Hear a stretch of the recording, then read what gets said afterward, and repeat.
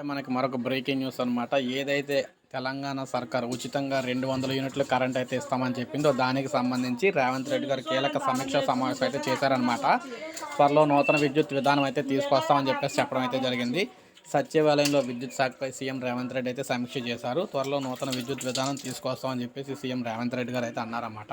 అయితే ఇతర రాష్ట్రాల విధానాలపై అధ్యయనం చేయాలని చెప్పేసి ముందుగా సీఎం అయితే అధికారులకు ఆదేశించారు. అసెంబ్లీలో చర్చించి సమగ్ర విద్యుత్ విధానం రూపొందిస్తామని చెప్పేసి చెప్పారు.